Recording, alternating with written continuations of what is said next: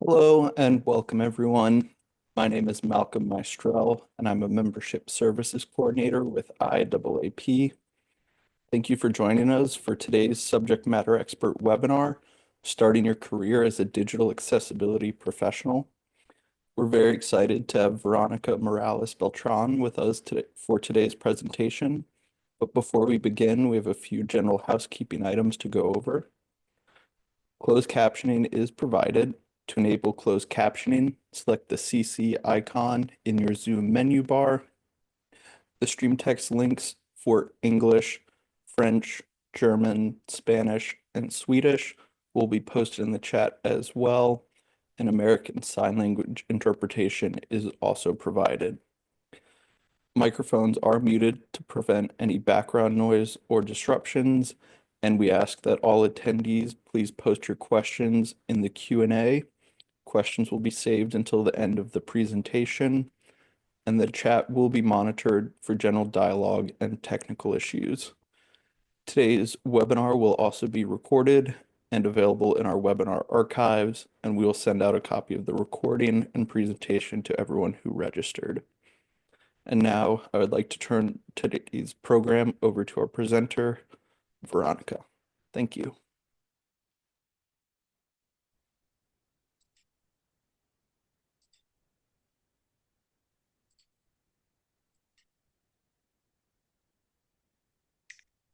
Okay, hello everyone.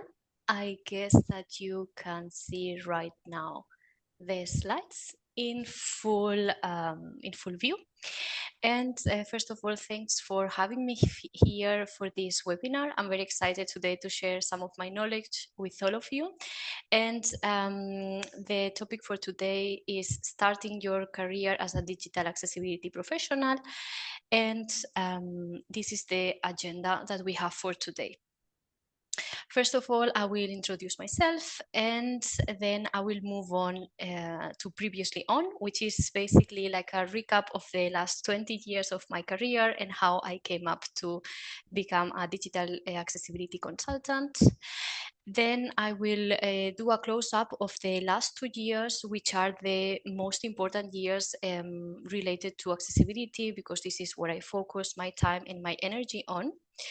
And then I will do a debriefing of things that helped me to find this job and to move into this new career path, and also things that didn't help me at all. Last but not least, I will do a recap of where I'm standing now and the outlook for the future. And then also there will be some resources listed on the screen for you to have a look at them and also to enlarge and expand your knowledge about accessibility. We will have around 20 minutes for questions and answers, and I will be very happy to respond to any question that you might have. So we start with a brief introduction. So my name is Verónica. I'm a language enthusiast, and I have been in the localization industry for video games for about 12 years now. And I discovered the world of accessibility in 2022. And since then, I never stopped learning. And I'm right now a CPACC certified and also ADS certified. CPACC stands for the Core Competencies for Accessibility Professionals, and ADS is Accessible Document Specialist. So in this webinar, I will show you the resources that I used in order to gain more experience and how I could handle these certifications and move on with my new career development into the accessibility world. So previously on, as with every good series or every good film, you need to know what happened before so that you can understand what happens next. So here we see on the screen a timeline of the past 20 years, and it's a bit of the highlights of what brought me to where I am today. So we go back to 2004 and 2007, which is the time where I studied my degree in Spain, and I studied translation and interpreting, which means that for me always culture, languages, and communications were the base of everything that I was doing, and was what was really attracting me to study more. I spent 1 year in Denmark, and so I could also gain some more knowledge about the difference of living in another country, talking with another people. So all of these soft skills really helped me improve that and involve that in my job. Then my master was about languages and ICT, so a bit more like the core skills were more going into depth of the technical skills. And a couple of months later, I had the chance to start working in the teaching environment in different countries. So I worked as a Spanish teacher in the UK, in France, and in Germany. And this is important to mention because accessibility is about people, and all these little experiences 1 year after the other working in different countries, it also gave me the skills to learn about how people interact with communication, how I can bring the knowledge to someone else in a better way, and also how this communication can be done in an effective way. And at the same time, in return, I learned and I understood that everybody is different, and that everybody has a different way of learning, has a different way of interacting with communication. And all of this was like a two-way communication. I could give my knowledge, but in return, I got a lot of feedback also from the students that I was teaching. A couple of years later, so I moved to Germany, which is the country that I'm living right now and for the past 14 years. And I developed into the video game industry. I started working for Electronic Arts here in Cologne in Germany, and I developed in different positions. I started as a project manager, then senior project manager, and with those two positions, I gained knowledge about how important it is to communicate, but also to communicate in an efficient way. Make sure that everybody is aligned. Make sure that things which require more time, if you cannot make them, to flag it on time. So all this soft skill as well, it was really helpful for accessibility. Again, I landed managing people first as a team lead. I had a group of employees of about 5 to 6 people, and then in the end, I ended up leading the project management team as a localization manager. So again, I go back with the knowledge of languages, culture, communication, and always going back to people again. One way or another, I was always connected to people. In between my time at EA in 2019, I gave birth to my first son, which is called Leonardo. And this is important in the story of accessibility because without him, I wouldn't be here today, and I wouldn't be in the place where I am. I will explain more about this a bit later.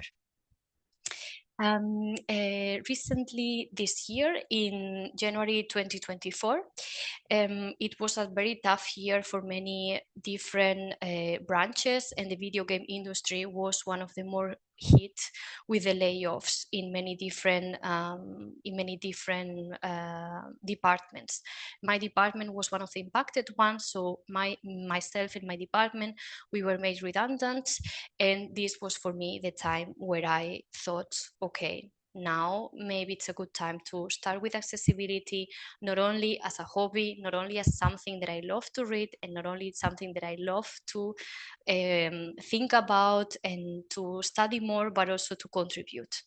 And that's how in August 2024, I became a digital accessibility consultant at my current company, which is called Adesso Mobile Solutions here in Germany. Out of all this timeline, what is important is to focus on the last 2 years, so from 2022 to 2024, because this is what happened and where I work the most with accessibility, and what can also help you to develop into this career if you are interested. So that's why you see there's a green line. Let's take a deeper look into those 2 years, and then this is what we're gonna do in the next slide. So here's the close-up of between 2022 and 2024. It's just 2 years, but as you can see, many things have happened here on the screen. First of all, for me was the discovery of accessibility, and this goes back again to my son, because he had some lung problems with bronchitis, and we had to step out of our daily things, so out of the nursery and out of my job, and I had to take care of his health, which means that we moved for 6 weeks down to South Germany.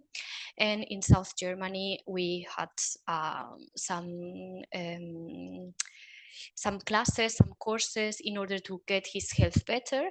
And we also had the chance to not take care of the day-to-day things, which is going grocery shopping, cooking, taking care of things which are the day-to-day, because everything was already taken into account by this place where we were.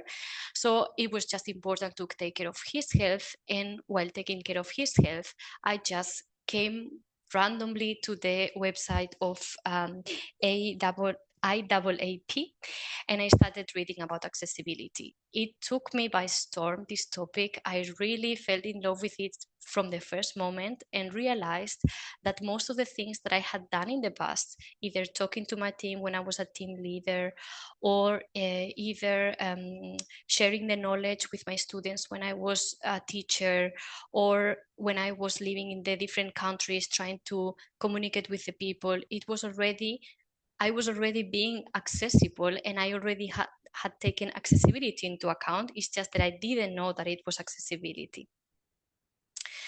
So this was at the beginning, the discovery. I started learning really fast about it, and I wanted to first of all understand how the whole accessibility environment looks like in a generic way.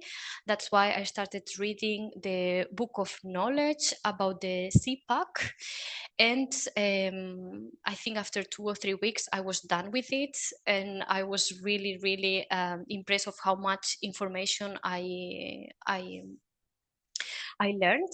And I thought, okay, maybe it's a good time to test the knowledge. I didn't do it for any specific reason. It was just for something personal. Like I learned about it. Let's just do the exam, and let's see how far this can get.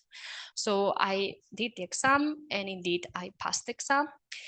Parallel to this, what I did also in my current company was to find people who were already working in accessibility. And back then I worked at Electronic Arts. So there was one person, Morgan Baker, who was working in accessibility for video games, and she became my mentor. And this was also one of the things that really helped me, because she was an excellent professional, not only professional wise, but also personal wise. So she opened more doors for me, and it was really a good experience that continued throughout 6 to 8 months, this mentorship at Electronic Arts. In summer of 23, I got the news that I had passed the CPACC exam, and that gave me strength to continue into something else more technical, and that's why I decided to take on the ADS, the Accessible Document Specialist certification, which I also passed. It was not easy, because from AAAP, they wanted the candidates to have a bit more experience in the field, having worked already with the documents for about 1 year, 1.5 years. But after the first rejection that I got, I explained that everybody also learns in a different way. The way that I learned it, it was I look at the content and not only try to learn it, which is the basic of it, but also try to apply it. So I would have my own documents that I would check if they are accessible or not. I would check documents from other companies to see if they're accessible or not. So I tried to apply all the knowledge that was specifically just theoretically into the practice. Then in September 2023, I realized there was a big connection between accessibility and languages, and I found indeed this connection with German Sign Language. So I found a course which was offered in my city in Cologne, and I took the first module and the second module of German Sign Language, which is Deutsche Gebärdensprache, DGS, here on the slide. That was a very stunning moment for me, because I didn't know that I could say so much in such a short period of time. It was a intensive course for 1 week. It was 40 hours, and I really fell in love with it. It was about the language, but also about the culture, also about the play on words. Everything that is surrounding the language is really fascinating. So if you have time and if you're interested, I'm sure that there's a sign language of your native language, and I'm really welcome you to give it a try, because it's really something passionate that it's not being taught, unfortunately, in many schools, but it's something that is really really positive, and it gives you another perspective of how languages are acquired and how languages can be used. Going back to my company, back then Electronic Arts still, I reached out also to some other departments that were working on accessibility already, just to check what they were doing and if they needed some help. And indeed they did. So I ended up collaborating with some departments that they were working on the WCAG, so the Web Content Accessibility guidelines, and they were trying to make them a bit easier to read, so that other departments would also benefit from them. So that's what I did. I tried to rework the slides that they had previously. I updated them, and in the hope that they could use it and that the accessibility would make part of everyone's team's responsibility. Then in November 2023, so exactly around 1 year now, I sent the webinar.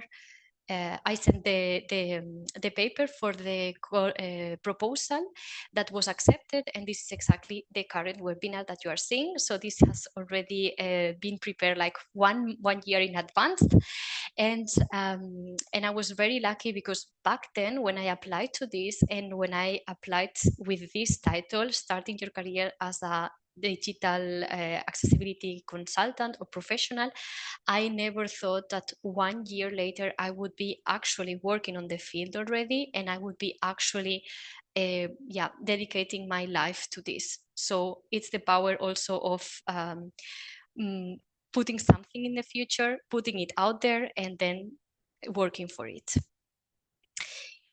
As I said before, in January 2023, so beginning of this year, the layoffs happened, and for me, it was a chance to move on really quickly. I already knew what I wanted to do. I already knew this is the field that I want to develop on, and that's what I kept on doing. So from that moment on, I really used LinkedIn also as a platform where I could gather more knowledge, and where I could gather information of what other professionals that were already working on the field, what they were studying, or which interest they had. And thanks to LinkedIn, and thanks to a post from someone that it's on my network, I became aware of Able Gamers, which is an association who is taking care of promoting inclusive gaming and avoiding isolation that might happen due to a disability. And they were offering a course to become a certified practitioner in accessible experiences. This course, it's about the design patterns, how we can make video games more accessible, which are the barriers that our players are facing, and how we can overcome them. And again, that was accessibility together with that what I knew. It was the perfect combination for me. I learned a lot, and the people running these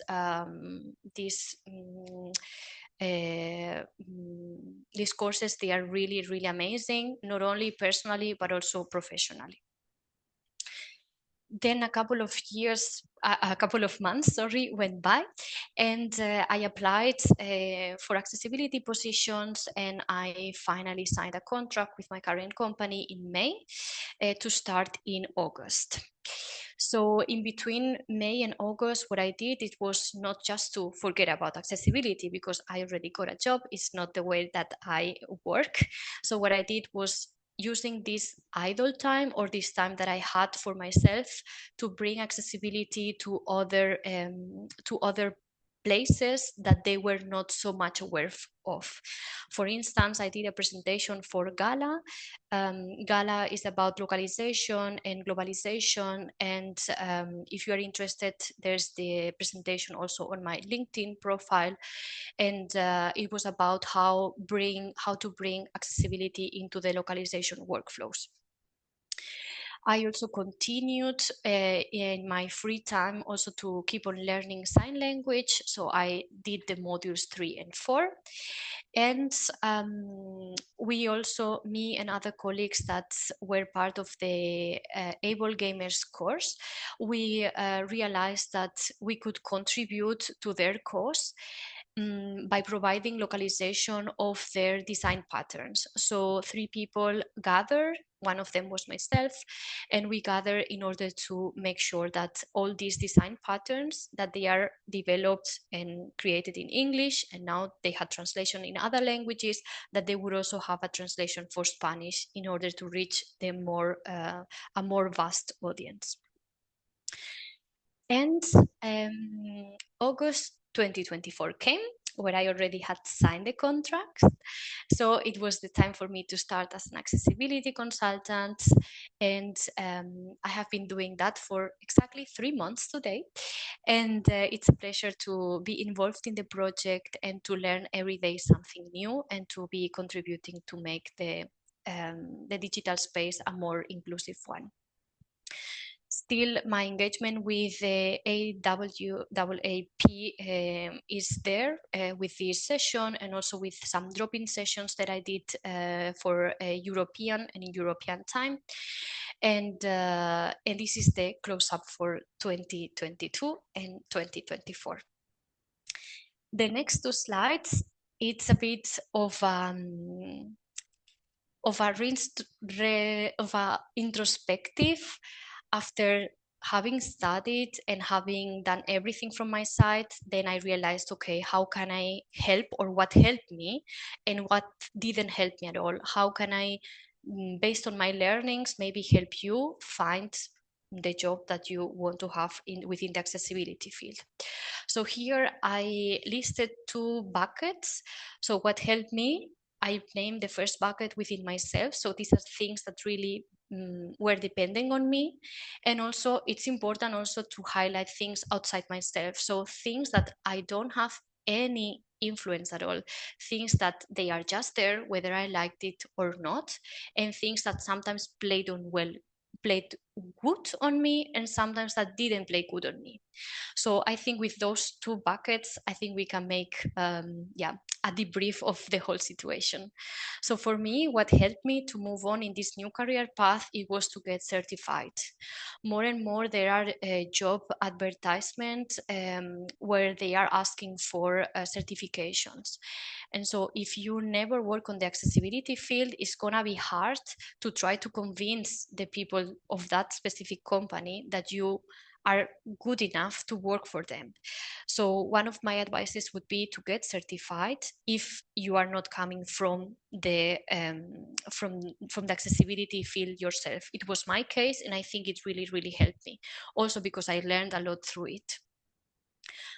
Also, get connected. What I mean with get connected is reaching out to people that you find inspiring or that you think that they are doing an incredible job in that what they are doing. It could be anything. Accessibility is very big. It could be accessibility on video games. It could be accessibility on hiring processes. It could be accessibility on the build environment. It can be anything. But getting connected will also help you to think about accessibility from another angle. And that's super important because the baseline is the same, but then you see how these principles, they are applying to one of the topics in a different way than the other. So getting connected is really paramount in order to know what is happening outside. If I wouldn't have been connected, I wouldn't have gone through the Able Gamers course, for instance. So this is really important. Stay up to date. So more and more technology is advancing. Also, innovations are happening very fast. So my recommendation is to stay up to date as much as you can. For this, I would recommend maybe setting up some alerts. You can do this directly on Google, set an alert, like notify me every time, I don't know, accessibility and video games pop up in the news, or anything else which might be your keyword that would trigger the information and the news that you would want to get. Also show interest. So when someone is talking about a specific topic, it might be on LinkedIn or it might be somewhere else. Don't feel that because you're new in the field that you don't have a say on that. If you think that something is amazing or something deserves to be shared or reshared, so show the interest to people because they will really appreciate it. And you never know your post that you are now reposting, whom else is gonna also help. Also be humble and learn from others. I think the whole community here is very aligned because I never met anyone who is working in this field that it's not humble and is not learning every day from others. So really, it might be that in your previous job, you had to know everything 100,000% and that everything had to be perfect. In this case, just come with an open mind and learn from others because this will bring you to the next step. Open mind and positive attitude, that's also something that is going to help you, like learning. Also, maybe you will not pass the certifications at the first time. Don't get discouraged. Try again. If you really like the topic, you will succeed in the end. And of course, build on previous skills. And that's pretty much linked to that timeline that you saw before. Everybody's coming from a different angle. In my case, it was languages, it was communication, it was talking to people, it was intercultural skills. So accessibility, when you are learning on it, it will be building on those previous skills. So in my case, it was a good proof that it's nothing on the side that you will learn, but it's something on top that will come to your skills. So those are the things that really helped me personally myself and then outside of myself. So the coaching sessions that I had, they were really valuable. I mean, first of all, with my mentor that I already spoke before, but also with a professional coach. Of course, the fact of deciding to go for a coach, it was myself, but also I was very lucky to have someone who was really touching the buttons that they had to touch in order for me to trigger decisions, to be able to take these necessary steps in order to go forward. So I was really happy to have and really lucky to have these coaching sessions. Also, tell the world what you're looking for. Sometimes we are very in our minds and we have our plans in our brains, but we are not either brave enough or we don't do these steps of going outside and just tell your friends, tell your contacts, tell everyone what you're looking for. Is the position that you're looking for related to accessibility? Is it something generic? Is it something more specific? So tell everyone what you're looking for, because this is the only way to make you visible and the only way to make sure that you will get there eventually. Show your expertise to others. That also goes a bit in line with, oh, I just started in this new field. I know a bit, but I don't know if it's enough to show it to others. It is enough. On the moment when you are already asking those questions to yourself, you should know that you already you don't know more than some people. So show your expertise. It might be your expertise is with that what you knew before plus accessibility. So be open and don't hesitate. And the accessibility field needs starters and beginners, and also people who have been there for longer. So every master in accessibility was at once also a beginner. So it might be that you are a beginner now, and in some years you will also be an expert. Outside of myself also helped me the European Accessibility Act. So as you might know by now, there are some rules that are taken into validity now and next year for Europe. And so now more and more the companies, they are in need of these professionals which are helping them to improve accessibility or to bring accessibility to their table. Also outside of myself, it was accessibility was kind of seen like a niche in the job market. So not so many people were certified back then, or when I was looking for jobs, it was not really something that everybody would know how to do it. So I think that really helped me. And of course, the way that the world is working right now, this awareness about accessibility is not the same as it was 5 to 10 years ago. We have seen a tremendous moving forward in many aspects on our lives, with adaptive clothing or within video games or with entertainment. So all of this awareness around accessibility is of course playing good on us who want to develop into this field.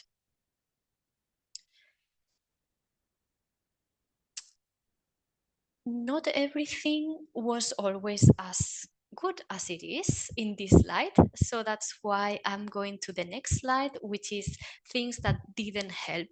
And again, there are two buckets: things that didn't help within myself and things that didn't help outside myself. So within myself, it didn't help when I just put myself as the reason for the rejection of the job that I was dreaming of. And this is very important, because if you are new in the field, you might think that they rejected just because you didn't have enough skills on the job, but there might be other reasons for them to reject you. There might be that the working model is not aligned with that what you expect. Maybe you want a remote job, but the company wants you to move to that place where they are based. It might be that the salary's expectations don't match. So with this, what I want to say is that there might be other influences external to your skills that might make the company take a decision of not hiring you. So don't put yourself only as the only reason for rejection. Also, getting stuck on the thoughts. So this catastrophic thinking, oh, I applied already 5, 6, 10 times, and the answer was always no. Well, then you apply 20 more times. In the meantime, you get better at it, you work on it, and then it will happen eventually. Giving up was never an option, at least for me. I knew that this would happen at some point. And it's just that when you are on the process, you don't know when this moment is gonna come, and it might feel very, like frustrating and desperating. But giving up is not an option. And also, don't stop learning. I mean, this is the best that you can do. So just don't give up, don't put everything on hold just because some rejections came. Just move on, keep on learning, and it will happen. And outside of myself, what didn't help, it was the job market situation in Germany. So at the moment when I was applying for new jobs, there were not many job offers outside, and some of them they were not even close to where I live. Also the fact that remote work is being cancelled by some big companies and middle and small companies. This is not also helping, because sometimes you find your dream job, but you cannot just move your whole life to a different place. So this is nothing that I had an influence on, but that didn't help also. And the fact that I'm not a native speaker in German, it might have put off some companies. I don't know. In the current company that I am, I'm very happy. That's not an issue. But for all the non-native speakers, you end up even thinking, okay, maybe it's about the language. That's the reason why I didn't make it through until the end. So these are the things that didn't help me, and how it looks now and the future outlook. So right now, for me personally, I'm very happy working in the accessibility field professionally. I keep on learning every day, and my commitment with accessibility does not only mean the job from 9 to 5, but it's also goes beyond the job. So for this reason, I'm submitting papers, or I'm submitting ideas in order to be speaking at different events. It might be from AXCON, or it might be from AAAP. So I'm trying to keep the ball running and not just to see this as a regular job, because it's something more for me. So the future outlook, and that's what I try to do. I try to put things on a list which is visible for me, because if I don't see it, maybe it will not happen. So next year I would like to become a web accessibility specialist, and I would like to still contribute to the field with many conferences that are out there. Some of my key topics are about culture, language, accessibility, and building empathy. So probably and hopefully you will see me also in some events in the upcoming year.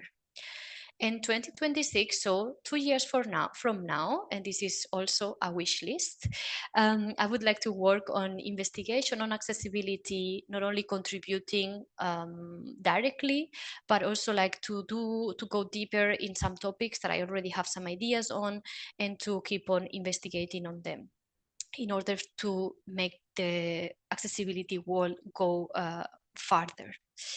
Why not write a book? I have a lot of ideas, and I have a lot of things that I would like to share with you all, and also to start having influence like from top to down, which is, you know, the more that you are working on the field, then the more expert you are and better connected. So in the end, having this top down influence is also something very important. And this is how the now and the future is looking. I have prepared a compilation of the resources that I have talked through during this webinar. The ones that they don't have any particular mention of the language, they are in English, and the ones that they are in German, it's also specified in the next to the link. And now I'm happy to take on any questions that you might have. Thank you very much, Veronica. It's lovely to have such a detailed overview of your journey to become an accessibility consultant. So thank you again for sharing your knowledge with us today. And we have one question in the Q&A already, and just a friendly reminder to attendees to post their questions in the Q&A in Zoom, please. So getting started with the questions. One attendee is asking, I have a non-tech path into accessibility as well. How do you deal with people wanting you to tell them how to fix the code in your role? That's an excellent question because that's the moment where you will be working on accessibility, contributing, but you will also be enriching because you will need to find answers for yourself and you will need to find this while doing it on the job. So this is something that happens very often, even to the most skilled people who know how to code and who know everything about technical things. There's still something missing, or there's still something that they don't know, they need to research on. And then each case is specifically. So maybe in order to cater down to this solution to the problem, maybe you will also need not only that, but you will also need the soft skills. So why is the barrier there? Who is preventing, who are we preventing from accessing the content? So it's going to be a mixture of your soft skills, but also it's going to be a mixture of you trying to figure out, talking with other colleagues, or doing research on your own in order to find out the answers. Thank you very much. And how did you find the right mentor for you? Oh, that was a good question. So I think I was very lucky because the single person, or one of the few people that was working on accessibility at EA, it proved to be also one of the best within the accessibility game accessibility environment. So I was very lucky. And then this was on the mentor side. And on the coach side, I tried one person and we connected really, really well. So I think you need to give it a try and to, yeah, to do some maybe check outside who is outside that you would like to get more information from, and then just write to this person and ask, maybe they have time for a short chat, or maybe they have some previous webinars that they did that they can share with you. So yeah, I think communication is key here to find the correct contact. Thank you. And earlier we had in the chat someone asking where the body of knowledge was located. And I shared that link with them as well. And the body of knowledge for each certification is going to be listed under the Prepare For section of each certifications page on the IAAP website.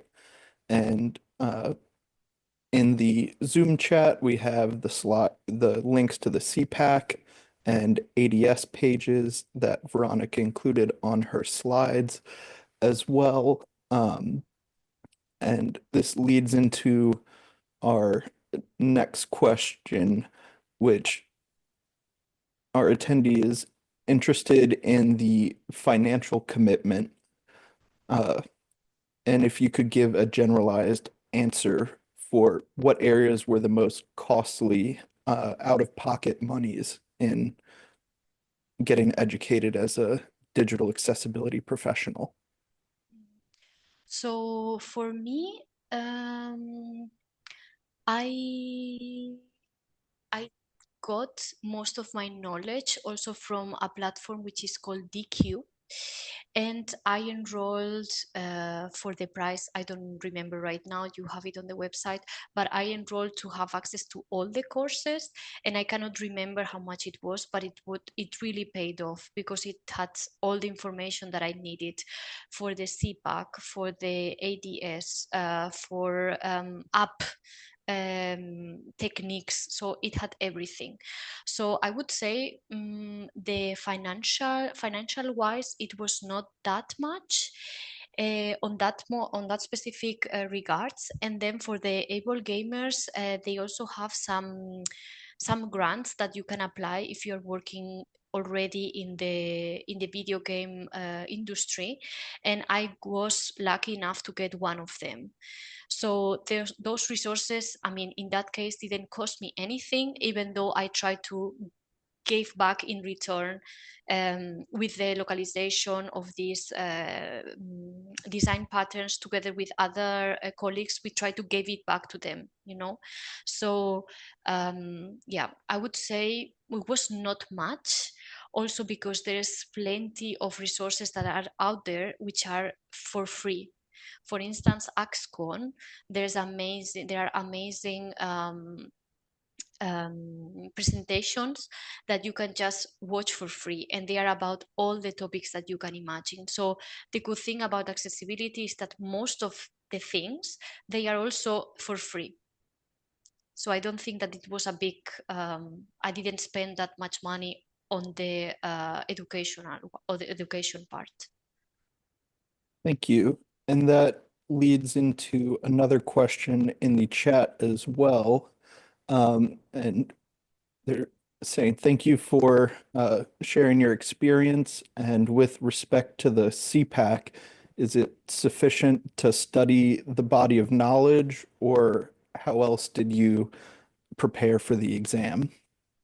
So I prepared by reading, first of all, the body of knowledge. Sorry, I sometimes say the book of knowledge, but it's the body of knowledge.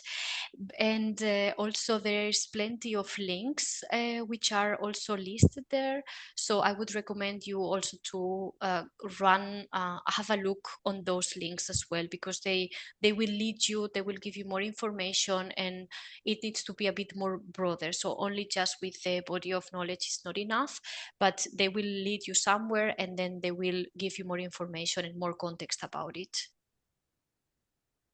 Thank you again. And for testing, are there any go-to tools that you use more than others? So there are many. So for testing, there are many tools outside in the market. We usually have some booklets, and they are some JavaScript that can be run on the page, and then it can just tell you, yeah, if the images have alt text, or if the sequence is correct, the focus is visible, and so on. But there are many different tools outside in the market. Most of them, they are also for free, and that you can use in order to start testing your website. Thank you. And how do you think generative artificial intelligence will impact the fields of accessibility and localization in the future? So that's a good one, because that's looking into the future, and I think there's gonna be, of course, much more involvement of technology, but for some of the jobs, it's gonna be almost impossible for them to be replaced, and there's this human touch. I mean, we are doing in accessibility especially, so things that in the end they are gonna be consumed again by people. So we should not just forget, these are not machines. They have their own needs. To understand the whole universe of what it means to be a person who is disabled. This is much bigger than just a tool or something like that. So I think it's gonna be helping in to some degrees, maybe to do some checks a bit faster, but it's not gonna be possible to replace like the role of a consultant, which needs to go specifically into the projects, into the issues, into the things which are very detailed, and things that need to where you need to evaluate how bad is this barrier compared to everything else. So I think there are some things that it's not gonna be possible, at least for now, to be replaced. Thank you. And during interviews or when onboarding to a new team, what were some of the things that you had to inform them as far as what to expect from an accessibility expert, or maybe in terms of soft skills? Did they have reasonable expectation of your skill set for accessibility and soft skills? Sorry, could you repeat the beginning? I didn't get that. Can you Yes. repeat? So during interviews or when onboarding to a new team, what were some of the things you had to inform them as uh, what to expect from an accessibility expert? maybe some of your soft skills or other skills that they'd expect from someone working in the field? So what to expect? So in the interviews, I think the best that you can do is just to be yourself, because they will eventually find it out sooner or later. And then when on the job, while talking to other teams or to other clients, I think the same applies. So you need to examine the situation and then make sure that you understand the context, and also make sure that if there's something that you don't understand, it might happen because you're new to the field, or it might happen because it's too specific. Just reach out to the different teams, make sure, okay, that you are both aligned, and then from then on you can move on with your expertise, explaining why something is a barrier, how they can do to overcome it, and also try to do it also with a bit of humbleness, in the sense that when something is being developed, maybe the developers, maybe they don't know any better how to do it any better, but also because they didn't have accessibility in their studies. So you need to do it from a position that you are not just putting all their work to waste, but also to recognize the work that they have been doing, and also, okay, now we are here, we want to reach here, so this is what is gonna, this is how you get there. You need to put accessibility forward, you need to overcome these couple, 3, 4, 5 barriers in order to make the product better. I hope that I answered the question. If not, please reworked and I can give more information. Thank you. I think that was helpful, and it leads into another question. Do you have any familiarity with accessibility at the organizational level? Can you recommend any resources to help organizations figure out where they are in their accessibility journey or maturity? Yes, so actually this is one of the chapters, if I remember correctly, from the CPACC, and it's this digital accessibility maturity framework, and it goes from 0 to 4, if I recall properly, and 0 is having no knowledge at all, like we haven't heard about accessibility, we don't even know what it is. And then it goes, the next level is like, I know what it is, I'm gonna try to implement it. And the next level would be, we have implemented, we also have some retro feedback, so we know what we have been doing properly, and we know what we should be doing next. And the last level would be where accessibility is part of everything that we are doing. So it's called, I think, accessibility maturity model, if I'm not mistaken. And probably, yeah, if you do a quick search, you will find like the different steps about it. And it's always good for every company to assess where they are, because this is something important, not only for the consumers, but also for the people working in the company themselves.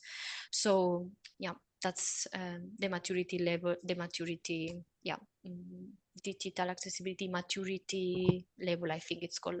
Yeah. Thank you very much. And we have one attendee who's new to the industry asking for some clarification around some of the terms used today. So when you're talking about localization efforts and localization workflow, could you maybe explain what localization is and how it's affected by different accessibility needs? Yes, so localization is very much related to translation, but translation is just the changing from one language to the other, while localization is like we take this language and then we make sure that whatever impact it has for the end user, it will be the same on the other language for the other users. So it goes beyond words. It's about puns, it's about play on words, it's about having the same experience but in another language. And the way that accessibility and localization that they are united is through many different links. So there are many things that are happening in the like technology wise, like all these technologies text to speech, speech to text. This has to do with the language, so it's part of the localization also as well. Also, there are subtitles, closed captures. This is also part of the localization workflows as well. So there are many points that they touch within accessibility and localization. Thank you again. And we have another question in the chat. Does it help to connect accessibility to universal design and human-centered design when working with developers? Yes, exactly. Everything which is this shift left of the accessibility into any product development is going to help you. So you need to know that the users are not just 2 or 5 people who are able to do everything, but that the user, these personas, they are also they have different capabilities, they have different skills, and that's why accessibility would need to be moved forward into this left shift, so that it's taken into account from the beginning and throughout the whole process, not just at the end where, oh, it's a bug and we have to fix it. No, it's something that needs to be rooted from the beginning on. So that's why it's very important that we think about this from the start and not at the end where people would be frustrated. They have already done the job, they need to redo the job, and it's not something that we all want to do for ourselves. Instead, move it at the beginning, train the teams, have them have contact with people maybe with disabilities, so that they know, okay, what are their struggles, and then these people will learn better, and then they will create a better product until the end. Thank you. And do you have any plans for advocacy in the field? Advocacy. So I think I'm advocating every day. We should ask our friends and my friends and family, because the beauty, at least for me, with accessibility is that once you have seen it and you know what it is about, you cannot just unsee it. So let's say I would go somewhere and then I would realize, okay, there's only steps to go out, to go up into the building, and I think about myself, well, another example of how we humans created barriers to other humans, because if there would be a ramp, other people, maybe with someone with a stroller, someone with heavy load, someone with a wheelchair, would be able to access the building. So I'm advocating this as much as I see. Of course, you cannot change everything, and it's not possible to change it all the time, but at least to raise some awareness. Maybe the person next to you didn't even realize, and you are already advocating for a big community. Thank you very much. And as we're getting close to the top of the hour, I think we have time for one more question. So can you share a high-level overview of your future contribution to language with respect to accessibility? So I would like at some point to focus also on the way that we speak about disability, this inclusive language, and how we talk about the different types of disability. Is, for instance, disabled a bad word? Why is it or why is not? And how it might be offensive for some people or not. So all of this, I have plenty of ideas that I would like to develop. I already started, and I think it would be, yeah, it would be good, because it's the basis. Like, if the way that we talk to one another, it also says a lot about ourselves and also about how we move on in society. So little by little, representation of disability is everywhere. It's in the cinema, it's in the board games we play, it's moving very fast, and so having the correct terminology to talk about it is very, very important for me. Thank you again, Veronica. It's been such a great presentation and love seeing all the positive comments in the chat. And I think there was one more slide with your contact information for LinkedIn. So I'll go ahead Exactly. and share that link in the chat as well. Yeah. So once again, I wanted to thank you so much for sharing your time today. And I want to thank our ASL interpreters, Beth and Lizzie, and our captioner, Ellen, for their wonderful work as always. And for upcoming IAAP webinars this Friday, November 22nd, we're closing out the higher education series with quick wins in designing accessible online courses. And then on December 4th, we're wrapping up the digital accessibility series with reducing barriers with Ludia, your AI-powered UDL partner. And then on December 5th, in our built environment series, we have the importance of accessibility management to remain and improve the accessibility of the built environment. And for any attendees who are not yet a member of IAAP, we welcome you to join our network of over 6,500 accessibility professionals in over 100 countries. All IAAP members get complimentary access to live professional education webinars, as well as our library of archived webinars, access to our Connections networking platform, free courses, and more. And anyone who's interested can sign up at accessibilityassociation.org or email info@accessibilityassociation.org to see how you can become an IAAP member today. Once again, thank you to everyone for joining us, and I hope you have a great rest of your day.